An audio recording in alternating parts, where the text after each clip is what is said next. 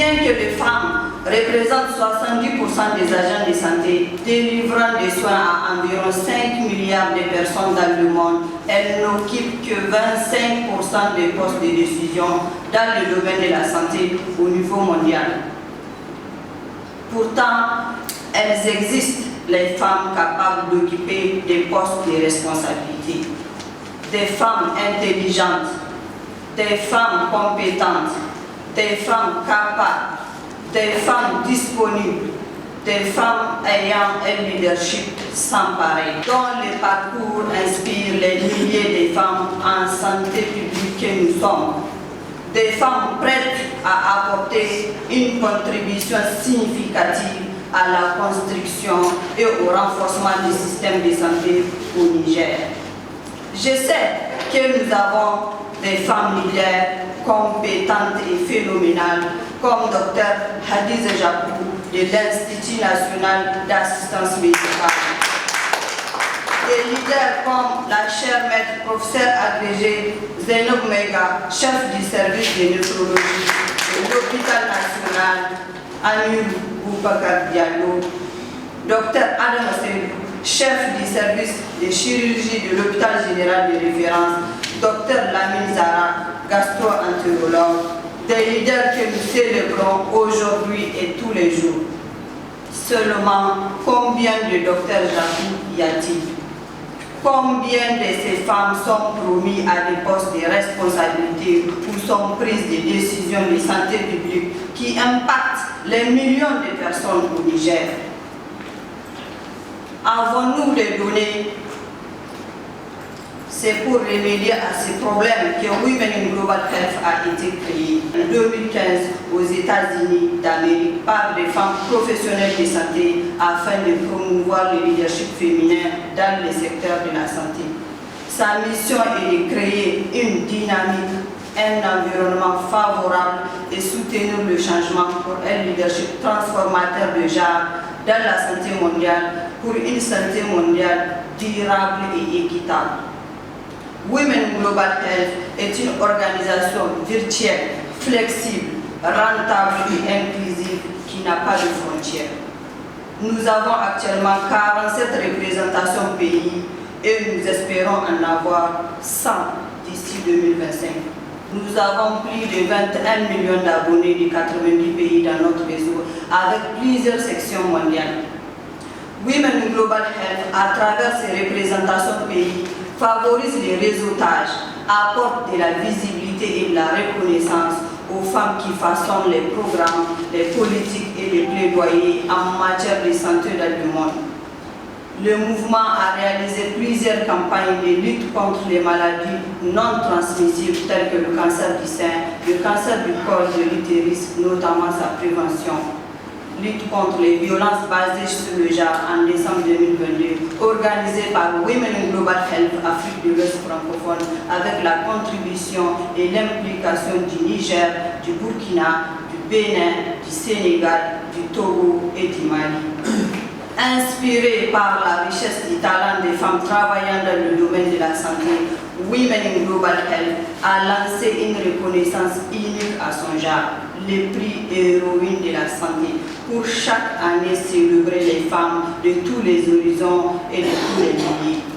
À ce jour, Women Global Health compte 53 personnalités inspirantes en tant qu'héroïnes de la santé, originaires du monde entier.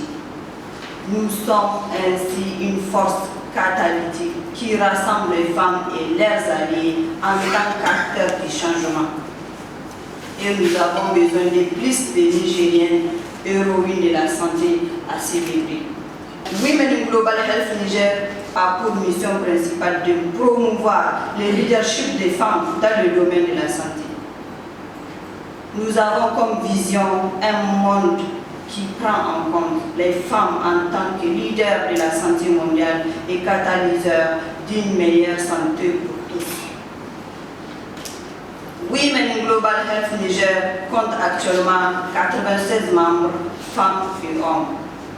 L'organisation a plusieurs objectifs, dont, entre autres, faciliter aux femmes professionnelles de la santé l'accès à des postes de décision au niveau national et international, plaider pour l'équité déjà dans le secteur de la santé, contribuer à une bonne gouvernance sanitaire, plaider pour la protection des femmes travailleuses dans le secteur de la santé, faciliter l'accès aux soins de qualité pour la population à travers une prise en charge de qualité.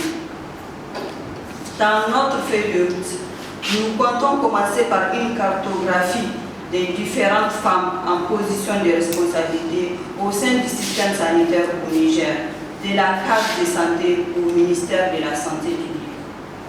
Cette cartographie sera aussi associée à une étude de la dynamique de pouvoir par rapport à ces femmes leaders en spécifiant les différentes barrières auxquelles elles font face.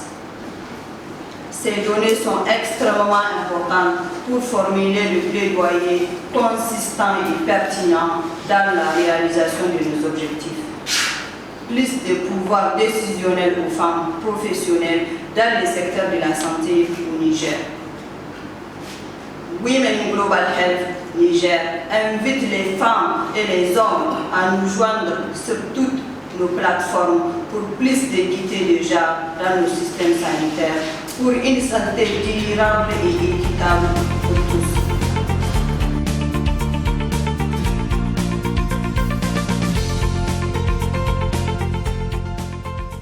J'ai été inspirée par la médecine quand j'étais au collège.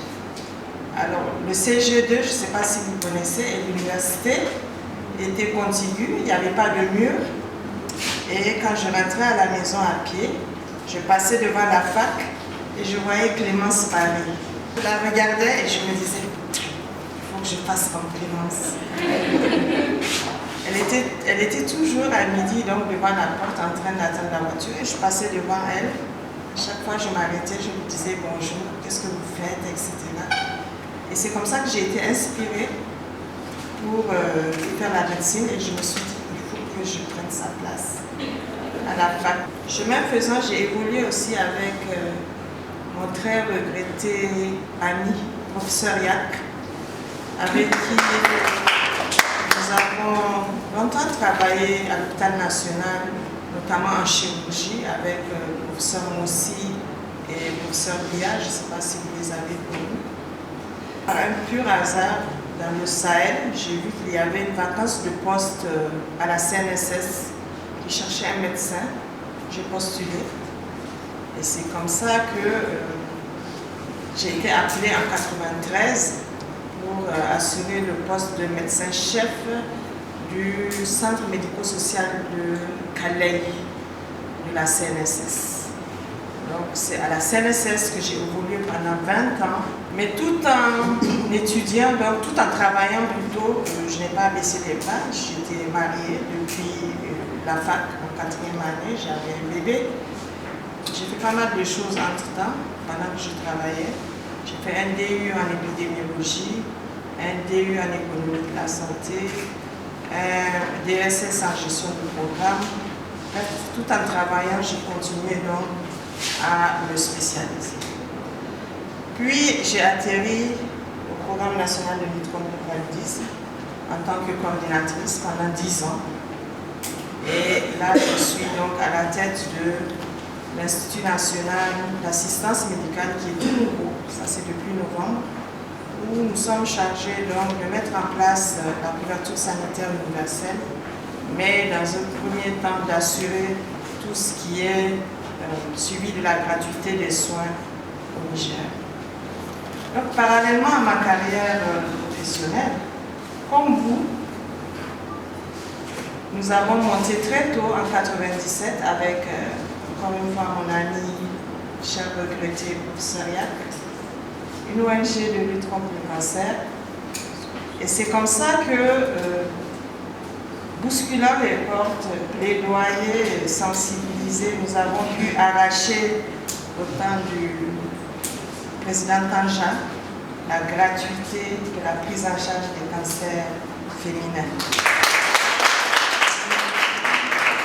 Donc, nous sommes, c'est pour ça que je suis fière de le dire, à l'origine de cette gratuité de prise en charge des cancers. Donc, parallèlement, nous avons évolué aussi dans d'autres ONG associations, l'association des femmes pédiatres, l'association des femmes médecins, l'association de défense des droits de l'homme, etc., etc. Donc ça, c'est pour vous dire que nous sommes des femmes, oui, mais nous pouvons relever le défi. Nous pouvons le relever aussi bien sur le plan professionnel, mais également au niveau de nos activités extra-professionnelles. Vraiment, félicitations. Félicitations, nous vous encourageons. Je sais que vous pouvez ouvrir pas mal de portes. Il y a beaucoup de choses à faire. Vous l'avez dit, 70% du personnel de santé sont des femmes. Malheureusement, 25% sont au niveau décisionnel. Mais je pense que c'est déjà pas mal. Et avec en tout cas votre engagement, avec ce que je vois, je sais que vous êtes capable de défoncer les portes. En tout cas, nous sommes disponibles pour vous accompagner. N'hésitez pas, les portes sont grandes ouvertes, nous n'allons pas hésiter. Et encore une fois, bonne chance à votre association Women in Global Health.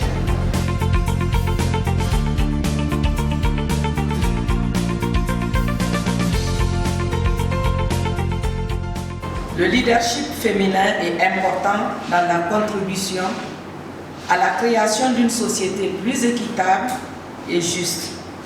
En permettant aux femmes d'accéder à des postes de décision, nous donnons une voix à celles qui ont été historiquement marginalisées et nous travaillons à briser les barrières qui ont empêché les femmes d'accéder à des opportunités égales. Il faut noter que de façon globale, le leadership féminin est important car il inspire les générations futures.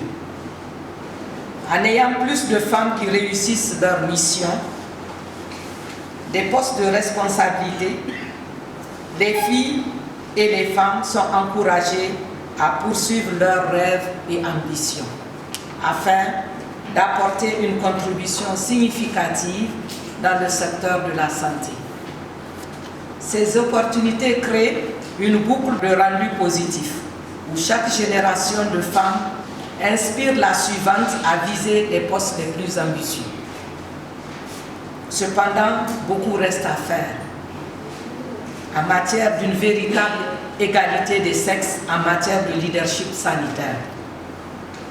En effet, nous devons travailler ensemble pour éliminer les préjugés inconscients, lutter contre la discrimination et créer des opportunités égales pour les femmes à développer leurs compétences en leadership.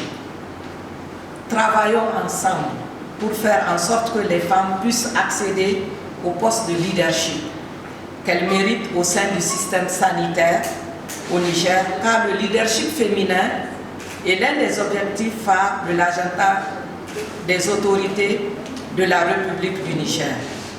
Le ministère de la Santé publique, de la Population et des Affaires sociales est prêt à collaborer avec les femmes leaders en santé pour plus d'équité de genre, pour une santé durable et équitable pour tous. C'est pourquoi nous soutenons et lançons officiellement les activités entrant dans le cadre de l'organisation de Women in Health Niger, dont les objectifs sont entre autres faciliter aux femmes professionnelles de la santé l'accès à des postes de prise de décision, plaider pour l'équité de genre dans le secteur de la santé, contribuer à une bonne gouvernance sanitaire, plaider pour la protection des femmes travailleuses dans le secteur de la santé, faciliter l'accès aux soins de qualité pour la population à travers une prise en charge de qualité. Ensemble, joignez-vous au ministère par ma voix pour apporter le soutien à cette organisation dans la réalisation de son mandat combien important pour le Niger. Vive le leadership féminin au sein du système sanitaire. Vive le Niger. Je vous remercie de votre aimable.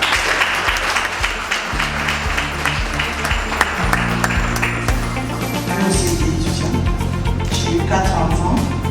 Qui avait une initiative, cette belle initiative.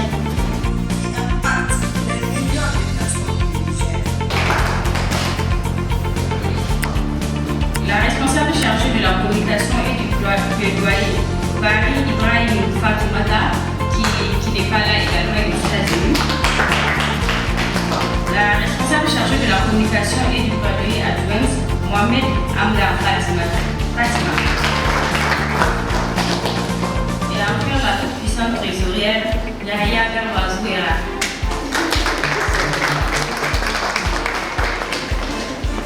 C'est constitué le bureau de cette année, de ce noyau qui vient d'être implanté au Niger. On vous souhaite à tous un bon mandat.